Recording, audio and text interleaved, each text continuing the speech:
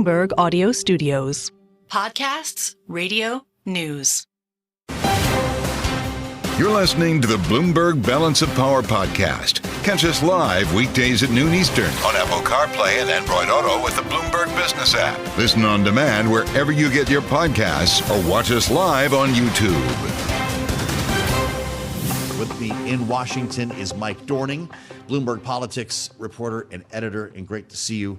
Mike, great as to we be try here. to kind of assemble these two models, we're getting this slow drip from both campaigns to flesh out their economic policy proposals. Did we learn much new today other than that corporate tax rate? Well, the main thing was the Wall Street Journal headline suggesting that he would offer a lower tax rate. But that just, both what Kamala Harris did yesterday and what he may do today reinforce, unlike most of what Trump was saying today, an actual difference between the two candidates. When it comes to corporate taxes, Kamala Harris wants to raise them. Not as much as Biden wants to raise them, right, but she wants to raise them back closer to where they were before Trump put in his corporate tax cuts. Mm-hmm. Trump wants them even lower than he previously lowered them. He wants corporate tax rates in general to be a little bit lower even than after the Trump corporate tax cut, and he wants an even lower corporate tax rate for companies that manufacture goods in the U.S. Yeah. So there you see a clear distinction in the economic outlook between the two candidates. Finally finding some sunlight here with specifics. That's what we're interested in on Bloomberg. Kamala Harris yesterday talking about capital gains taxes. 28% on people earning $1 million or more compared to about 40% that Joe Biden was calling for. Does that help to solve some of the worry that Wall Street has about a potential Kamala Harris administration? This one hits close to home. I think that it may, to some degree make her Wall Street supporters and her tech world supporters more comfortable with her from a business standpoint. Mm-hmm. Most of what she's been leaning into, though, are trying to help small businesses, which fits in better with the general Democratic critique of the problems with our economy. The Democrats want more competition in the economy, so she's focusing more on lifting up small businesses, mm-hmm. which obviously, create more competition in the economy. But she is trying to scale back some of the aspirations that Biden has to increase capital gains taxes and unrealized gains is a different matter, right? We haven't heard from her on that. Donald Trump today said she is pursuing that, but we don't know that. Yeah, but a lot of these changes with Harris, it wasn't like she was actually going to ever be able to do what Biden has wanted to do and mm-hmm. couldn't even do with Democrats having a trifecta of control of the House. So maybe this is a more realistic approach, if not a more conservative or moderate basically one. She's moderating her stance to no longer have something that isn't going to happen anyway. Mm-hmm. So it's closer to what she might actually be able to get. I kind of doubt that she would even be able to get what she wants to get. Yeah, you bring up, or you refer to something important. We're talking about all this stuff like whoever gets elected, it's going to happen. You need Congress to make tax law. Yeah. And these approaches might be impossible for both Donald Trump and Kamala Harris if they're elected, depending on the balance of power on Capitol Hill. I would say that Trump has a better chance than Kamala Harris does of getting more of his program through. What if he's got a Democratic Senate? If he has a Democratic Senate, that's not likely. But I don't see a Democratic Senate as very likely if Trump wins. Sure. It's not even necessarily that likely even if Harris wins. But Trump, if he wins, has a better chance of a kind of a trifecta, mm-hmm. number one. And number two, the Republican lawmakers are mostly afraid of crossing him. So he has more ability to get the Republican members of Congress in line to do what he wants mm-hmm. than Kamala Harris has ability to get sort of the most conservative or least liberal, depending on how you look at it, members of her party in line. Really interesting as we spend time with Mike Dorning. With eyes on Donald Trump, if you're with us on YouTube, you can see he's speaking at the Economic Club of New York. This will resolve to a Q&A session that we want to bring you live here on Balance of Power. Can we bring Rick into this conversation? I'd love to, if we can. Rick Davis, of course, Bloomberg Politics contributor, a longtime Republican strategist and partner at Stone Court Capital. Great to have Rick on board, as always. As we wait for the Q&A, Rick, it's good to see you. I wonder your thoughts on the battle of the taxes here. That's what this really has turned into this week. Who's winning it? Yeah, it's really pretty interesting to me that both sides are trying to claim the low ground on taxes. Who can out tax cut the other. And yet at the same time, they're all offering these massive government spending programs within their own platforms. And how are they going to pay for all this stuff? I mean, nobody. I was listening into the Trump speech. I didn't hear anything about the deficits, and I've been waiting to hear from Kamala Harris about government spending, because they both basically are taking the approach that they can write checks that bust the budget and don't seem to care about that. They don't seem to care about the integrity of the Social Security system, Medicare, Medicaid. The federal deficit. I mean, these are not insignificant issues. And by the way, not insignificant issues to American voters.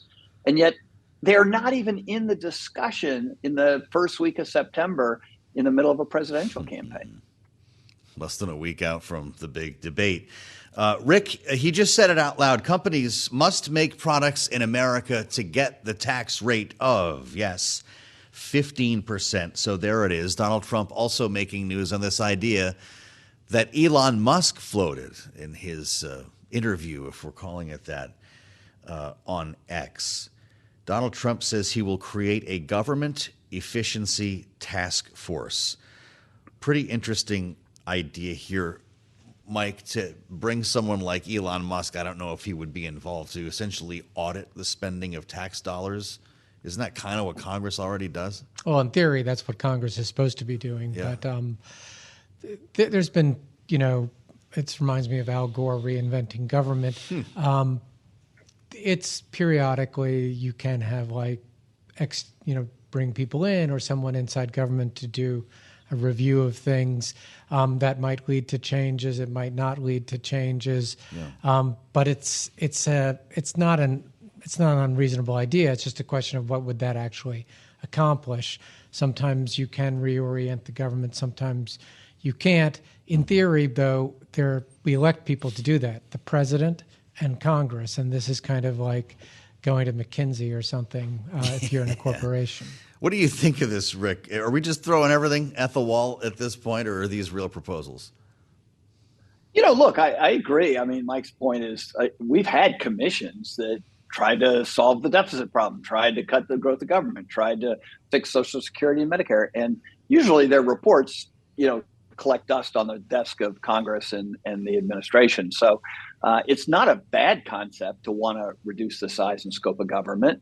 There's no question that it's bloated over time. And Elon Musk might as well be the co-chairman of this campaign at this stage. I mean, I remember starting this campaign wondering, what will he do? Now he's all in. The chips are in the middle of the table. And that could be a good thing or a bad thing. I mean, I don't think it's going to help reach out to union voters if you're Donald Trump, regardless of whether they're, sort of the leaders of the unions or the rank and file, because we know the first recommendation that's predictable from an Elon Musk commission would be get rid of unions in the federal government. There, a lot of my friends would applaud that, but how you implement that? These are statutory programs. You have to take them to Congress if he wants to cut them. So, it's a really good thing to talk about, because I don't think Republican, Democrat, or Independent or Vegetarian don't disagree that the government's too big and ineffective. So I think they're playing into the right concept. I'm just not sure that Elon Musk, as the leader of the band, is going to really play the music people want to hear. Okay. Well, we heard from the group Taxpayers for Common Sense on this, Rick and Mike. They actually delivered an open letter, this being 2024, in podcast form, an open letter to Elon Musk. They've been at this for 30 years, of course. This is on the Budget Watchdog All Federal podcast. It's time to light the fires and kick the tires on a fiscal commission that will protect American taxpayers, they say, but keeping Elon Musk, Donald Trump, and Congress on the correct trajectory toward fiscal success is truly rocket science. Mike, are they onto something here? I mean, it's hard to do. For instance, one of the, you can look for waste here and there in government, and there's probably plenty of it. But the big questions that really have to do with our fiscal trajectory are things like Social Security, Medicare, and tax rates. And people know what the trade-offs are there, and the consensus politically is don't do anything that can help the fiscal trajectory, because it's either painful to raise taxes or it's painful to cut Social Security or Medicare benefits. Mm-hmm. And so let's just not do either and, see what happens in the future. That's basically what the American consensus is. It's interesting. He's actually accusing today in this speech Kamala Harris of busting Social Security and Medicare by allowing illegal immigrants to come and exploit the benefits, but neither campaign's going to touch either of these entitlements, right? Neither campaign's going to touch the entitlements. It's back in the lockbox. The Congress isn't going to want to do that if neither Trump nor Democrat is in favor of that. I would also say that, on the immigrants question, arguably if you have younger immigrants coming in, and they are mostly younger immigrants, that actually does help the imbalance between retiring people and working people. Mm-hmm.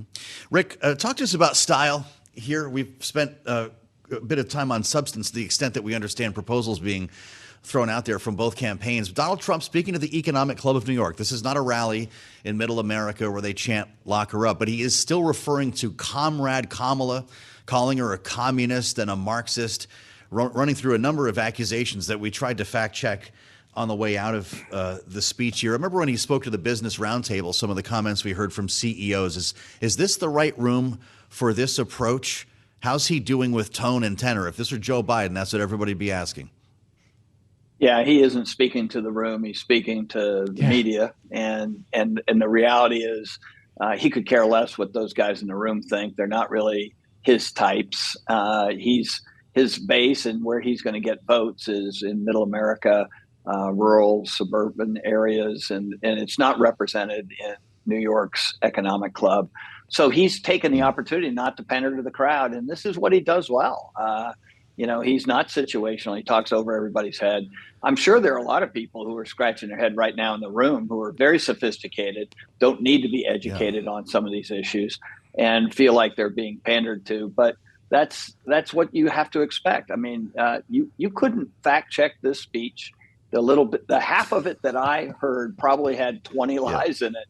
And so who's going to do that? And so you just have to take him for what he is and apply whatever necessary filters you have. But there are going to be a lot of folks in that crowd scratching their head and going for an early martini this afternoon after witnessing this. But I must admit, it is a little bit of a deja vu in that, in 2008, when we ran the McCain campaign, we did a very similar thing around the same time. And a week later, we had a global financial crisis.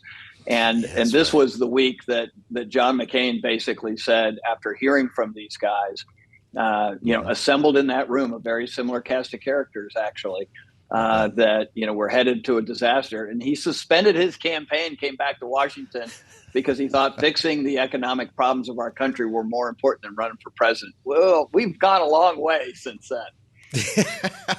How true. And I can only imagine Rick Davis's first thought when Senator McKee told him that's what the plan was. Hey, let's add the voice of a Democrat to our great conversation here with Rick Davis and Mike Dorning. Laura Fink is with us, Democratic strategist, founder, CEO of Rebelle Communications. Laura, great to have you with us here on Bloomberg. We've been talking about some of the policy proposals that we've heard here, as this really seems to center around a battle of the taxes. There's going to be a rewriting of the tax code one way or the other next year. Is Kamala Harris bringing enough here, talking about, for instance, a lower than expected capital gains tax rate for the wealthiest Americans, to really drive this debate that Donald Trump has had his hands around pretty well so far? Well, I think you see her gaining in terms of polling on the economic issues the more people get to know her. And I think this is just one more example of that. When you're talking about the corporate tax rate, and she introduces something akin to what was in place and what was backed by Ronald Reagan, that's a pretty reasonable stance with respect to evening out the tax code and ensuring that investors are paying their fair share, that Warren Buffett's secretary isn't paying more than the rate of the folks making $1 million plus in terms of their investments. And I think it's reasonable in the sense that I don't think it's going to decrease investment. You're not going to have the venture capitalists from Silicon Valley taking their toys and going home. They're going to be on the hunt for the next unicorn. So this is something that's reasonable. It's something that you're seeing praised about overall her economic policy being praised by the likes of Goldman Sachs and Moody's and the Penn Wharton economic analysis. Those are not liberal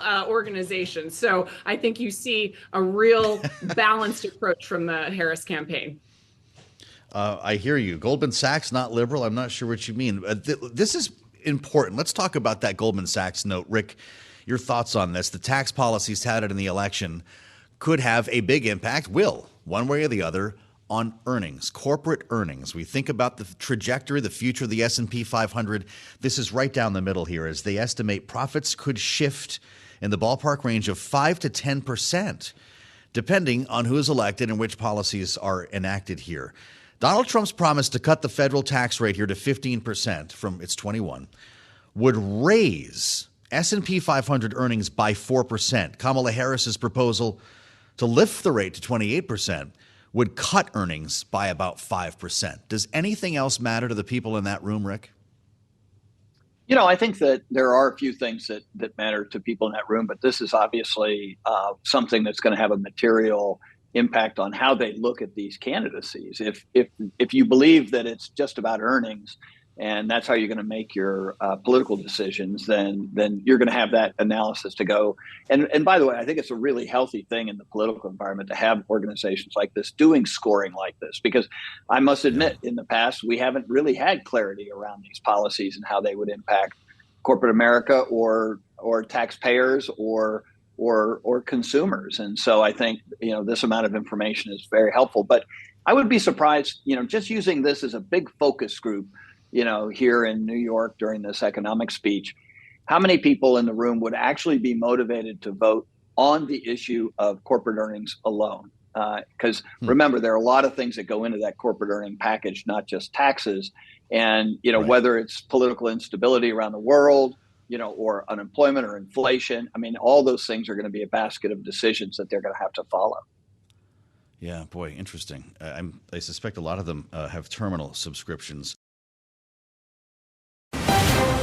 You're listening to the Bloomberg Balance of Power podcast. Catch us live weekdays at noon Eastern on Apple CarPlay and Android Auto with the Bloomberg Business app. You can also listen live on Amazon Alexa from our flagship New York station. Just say, Alexa, play Bloomberg 1130.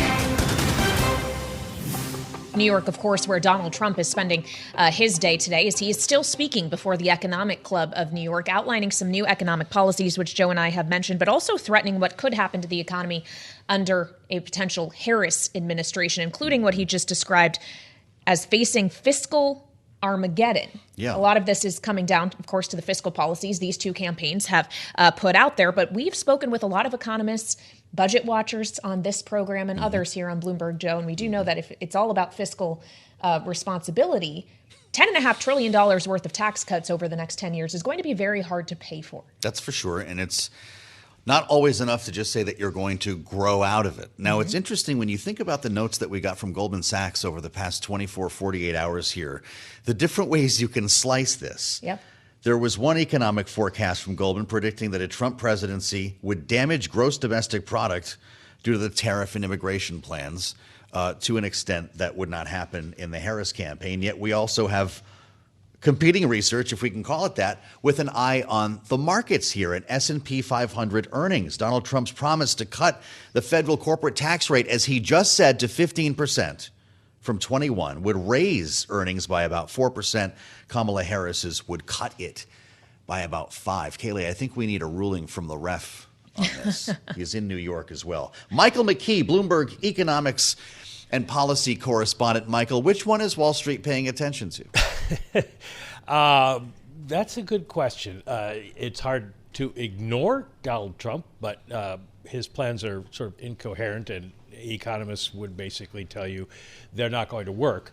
So you would say Kamala Harris, but Kamala Harris has only released some plans. And the problem is at this point that nobody knows what will actually pass. There are a lot of things being thrown around that make for good sound bites and political points, but that's not what's going to happen. And a prime example of that is something they both agree on, which is no tax on tips. It's a bad economic idea.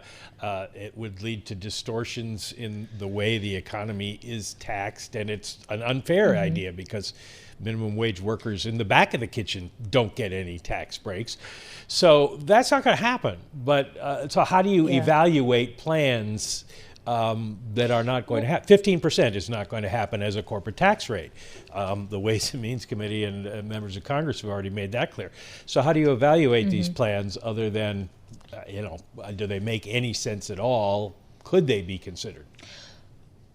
Well, and Mike, yes, none of us can predict the future, including you, me, Kamala Harris, and Donald Trump. But can't we use history in the past as a guide here? Because we did see enacted into law tax cuts during his first administration with the 2017 package that he would now like to make permanent. So when he makes the argument that tax cuts like the ones he would like to pursue again in a second term will be paid for because of the growth they generate, is that what we saw the first time around? That is not what we saw. And historically, that is not what we've ever seen. Tax cuts do not pay for themselves. That's a well-established economic fact. Growth is never big enough, high enough to pay for itself from additional tax cuts. In the first year after Trump's tax cuts took effect, we actually saw tax receipts in the country go down some. So it's income tax receipts. And we didn't see any real increase in investment. Some stuff was brought forward, but the real benefit went to consumers who had a little bit more money to spend, and that juiced growth a little bit. But overall, tax cuts don't have the impact that all politicians like to give them. They are a drag on the economy. Well, what are the research notes saying this morning? What are the analysts thinking about this approach to capital gains that we heard from Kamala Harris yesterday? Higher numbers than they want to see, but not as high as Joe Biden. It seems to be this attempt to moderate a slightly liberal approach here. Mike, how's it washing over the street? Well, I think people like the idea that she came down from the Biden position, but of course it would be up from where we are now. It becomes a little bit of a religious discussion in the sense of what's fair. Is it fair that wealthy people who make their money off of investments can pay a lower tax rate than the guy who has to go to work and lay bricks for a living? And so that's the real dilemma for Congress to decide is, do we want to tax these people on a sort of an equal basis? If so, you're going to have to raise the capital gains tax. But where you raise it is a combination of a lot of things, including how much money do you have to raise because you've cut taxes elsewhere. So where she is it's hard. It's better, according to the people on Wall Street who would like to see a little bit less taxation, but it doesn't really tell you where you're going to end up. And the other thing that she did propose yesterday, though, gets a lot of credit, and that is the small business tax credit for businesses.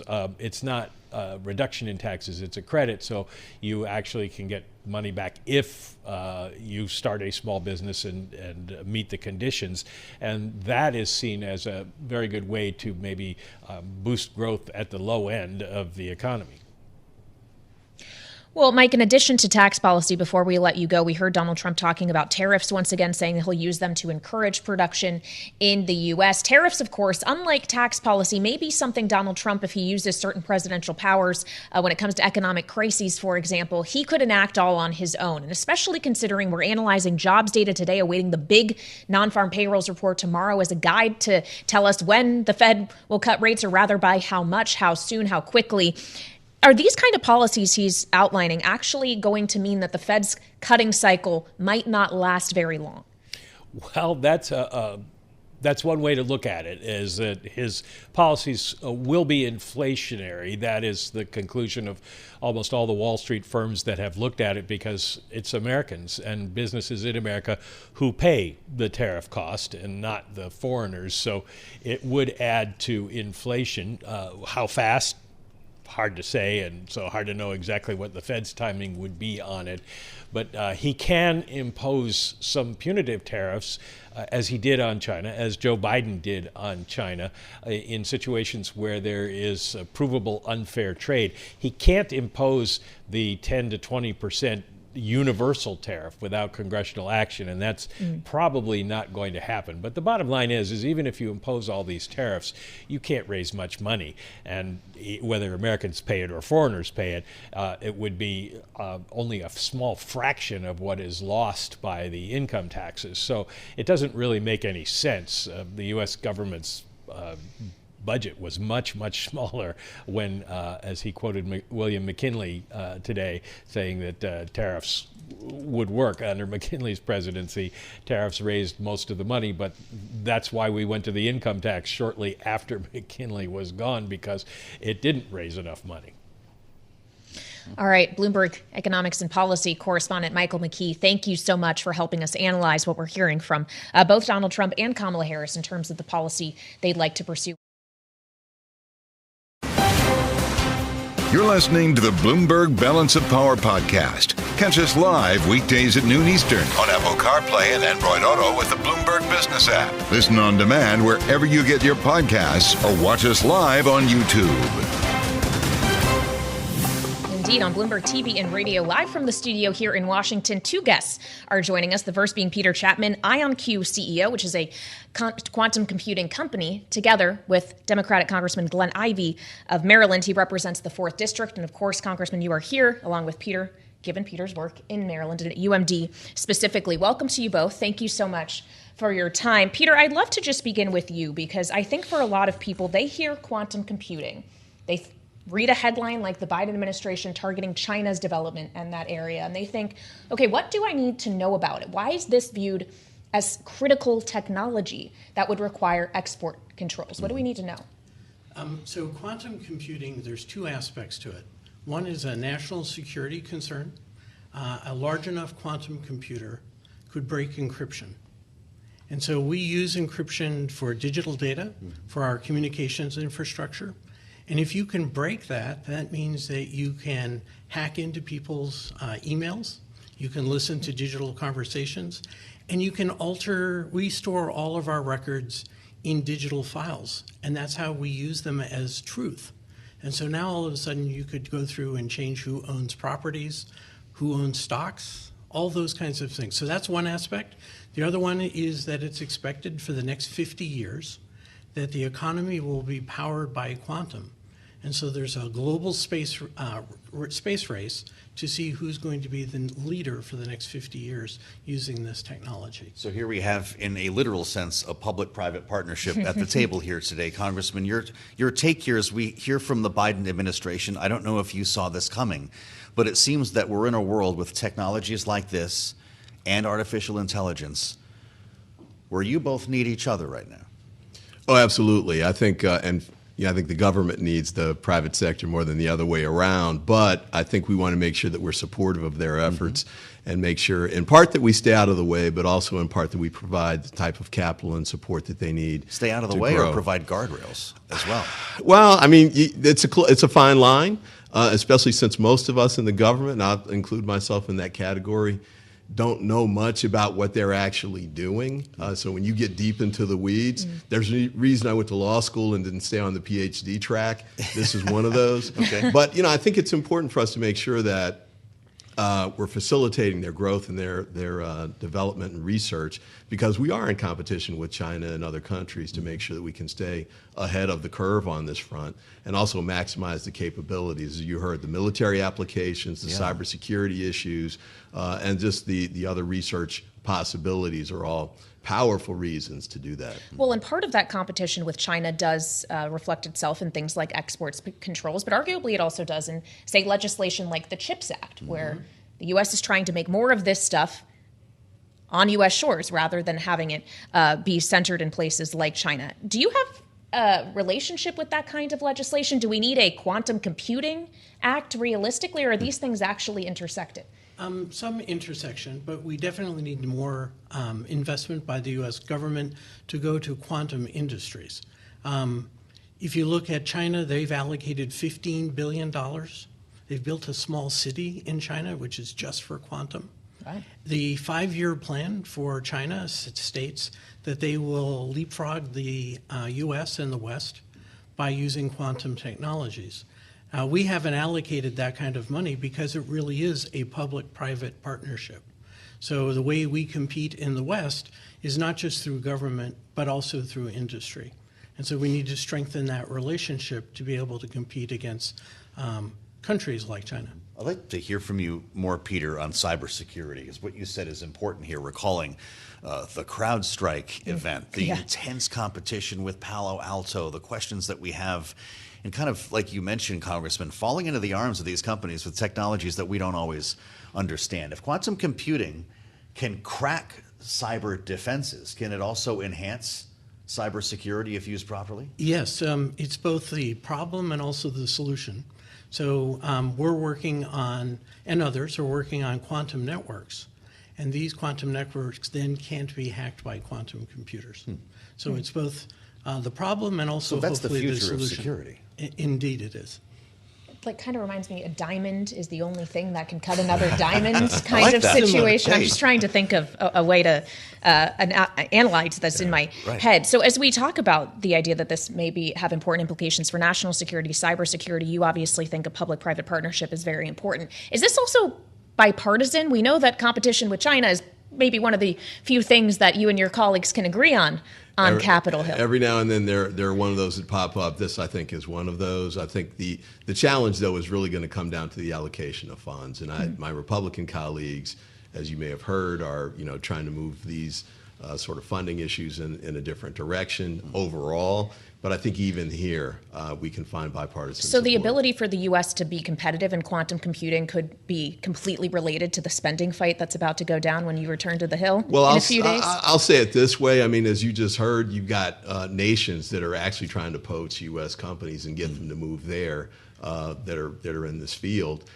And at the same time, you've got a gigantic investment by China in the computing field, the quantum computing field. So if we want to stay competitive and stay ahead of the curve, which allows us to deal with some of the other factors you were talking about, like export controls. If we're behind, we don't have to worry about export controls. We're trying to catch up. Yeah. We're still in the lead, and we can maintain that, but it's going to take, I think, a joint effort. We've left out academia as well. There's the third corner of the iron triangle, but if all of us work together in a coordinated way like we should, I think we can maintain our supremacy. This is about education, though, it sounds like. You guys are on a roadshow to tell people what we're talking about. We can't get through a day without hearing about AI. Is quantum computing a blind spot in Washington?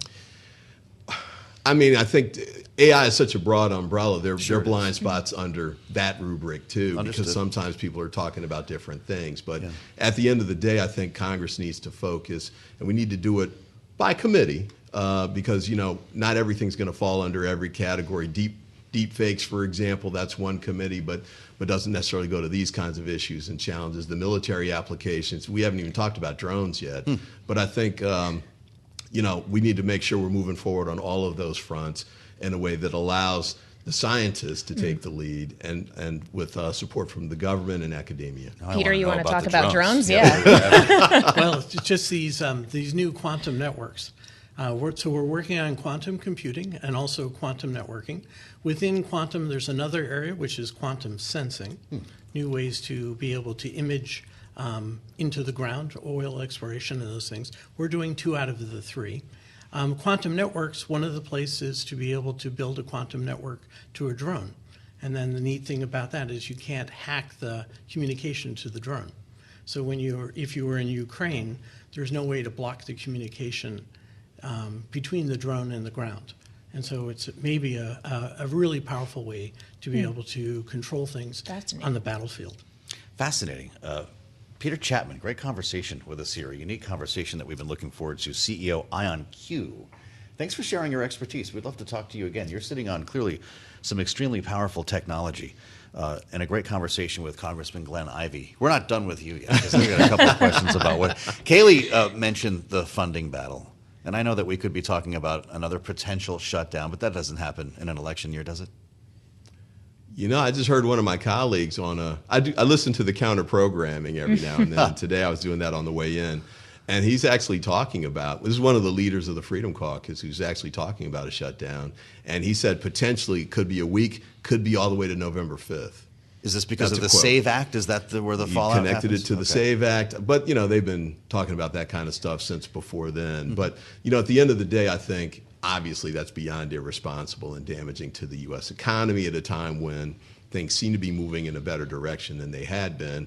And I just think the government ought to be able to take care of a basic function like staying open and paying its debts. Well, of course, your work doesn't stop there. We just have a minute left, Congressman, but you, of course, are on the task force that's looking into the attempted assassination of Donald Trump. He suggested in an interview with Dr. Phil just that last week that he thinks Joe Biden and Kamala Harris might be partly to blame for that happening to him. Have you unearthed any evidence of that in the investigation? No, but more importantly, the FBI hasn't either, and the Secret Service hasn't either, and I'm not aware of anything concrete by anybody, even the people on the fringes, other than Donald Trump, who've even suggested something like that. So it's a pathetic comment, frankly, and it's unfortunate because it feeds into these kinds of conspiracy theories that I think continue to undermine American democracy at a time when we just heard the other day that Russia and some of our adversaries are trying to take advantage of that and use that against us. Are you confident that the Secret Service will keep both of these candidates safe for the rest of the campaign?